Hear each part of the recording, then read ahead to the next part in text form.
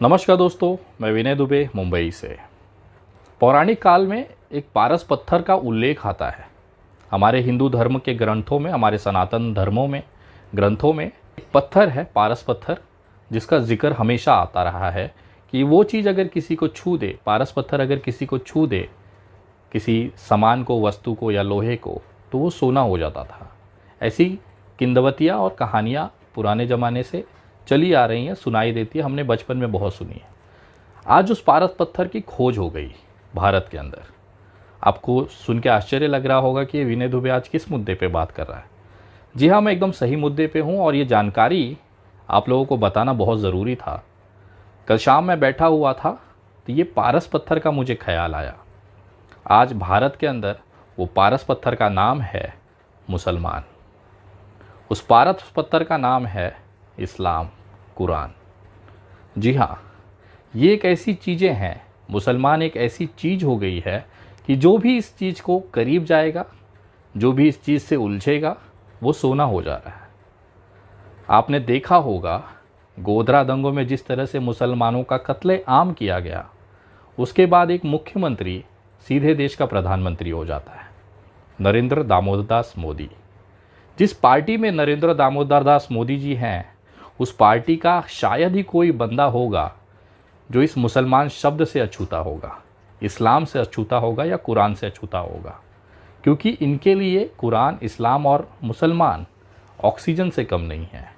जिस तरह से हम ऑक्सीजन अंदर लेते हैं तो हम ज़िंदा रहते हैं, उसी तरह से देश में एक बड़ा तबका है जो बिना मुसलमानों के नाम लिए ज़िंदा रह ही नहीं सकता।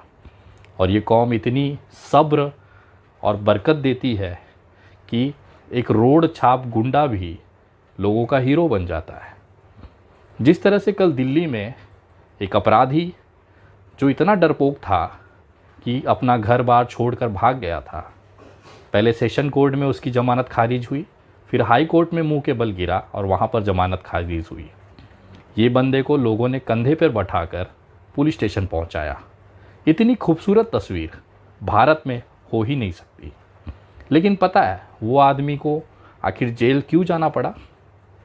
उसके पीछे भी एक शब्द था, मुसलमान। वहाँ पे जो नारे लगे थे वो किसके लिए लगे थे? मुसलमान। आज देश में एक बड़ा तबका मुसलमानों के नाम पर जिंदा है, उनकी भीख पे पल रहा है।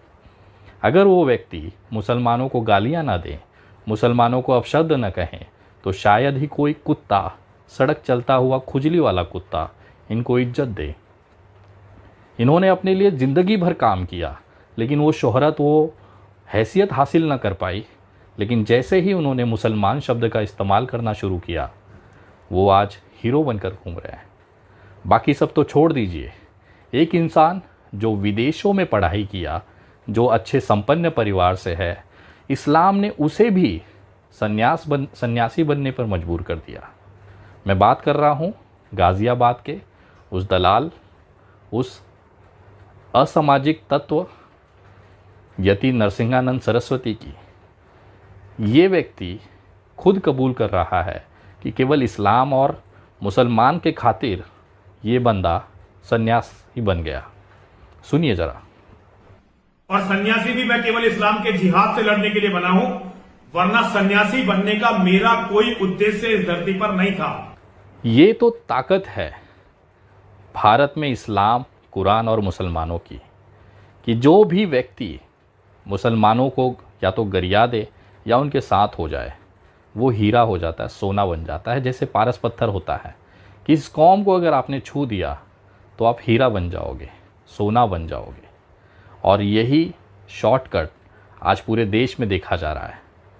चूड़ी वाले के साथ मारपीट होना, चाहे कचरे वाले के साथ मारपीट होना, चाहे पानी पूरी वाले के साथ मारपीट होना, चाहे एक मसाला डोसा बनाने वाले दुकान पे एक छोटा सा कारीगर, सोचिए एक छोटा सा कारीगर जिसकी 150, 200, 400 रुपए की दिन की कमाई होती है, वो मुसलमान होने के नाते एक ग्रुप को लगातार मीडिया में चर्चा में बना देता है।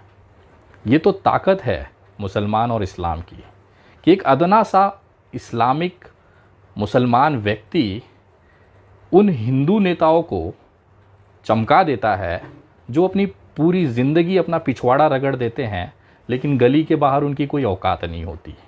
लेकिन जैसे ही वो किसी मुसलमान को छू देते हैं, वो राष्ट्रीय चेहरा बन जाते हैं, हीरो बन जाते हैं। दिल्ली में जिस तरह से कल एक अपराधी को कंधे पे बिठा के घुमाया गया, वो कहीं ना कहीं उसके पीछे एक मुसलमान का ही हाथ है। वो मुसलमान का नाम लेता है, उनको गालियां देता है। आज वो सोना हो चुका है। आपको पता है उमर खालिद भाई जेल में क्यों हैं? क्योंकि वो मुसलमान है। ऐसे तमाम लोग आज जेलों में बंद हैं क्योंकि वो मुसलमान हैं। कहीं ना कहीं ये इस्लाम और मुसलमान की ताकत दिखाती है इस देश के अंदर, इस भारत के अंदर। उनकी सुंदरता और उनकी सब्र दिखाती है। कितना सब झेलने के बाद भी ये कौम कभी शिकायत नहीं करती है, क्योंकि इनके कुरान में लिखा है कि सब्र रखिए, ऊपर वाला फैसला करेगा। तो कहीं ना कहीं मैं सलाम करता हूँ, सैल्यूट करता हूँ इस्लाम के मानने वालों को, हमारे देश के मुसलमानों को, कि आपकी फेंकी हुई भीख के टुकड़े पर आज इतने सारे लोग पल रहे हैं। अगर आप नहीं होते तो शायद इनको गली का कुत्ता भी ना पहचान रहा होता। एक अदना सा ठेले वाला, एक अदना सा पानी पूरी वाला भी कुछ लोगों को चमका कर हीरा बना देता है, सोना बना देता है।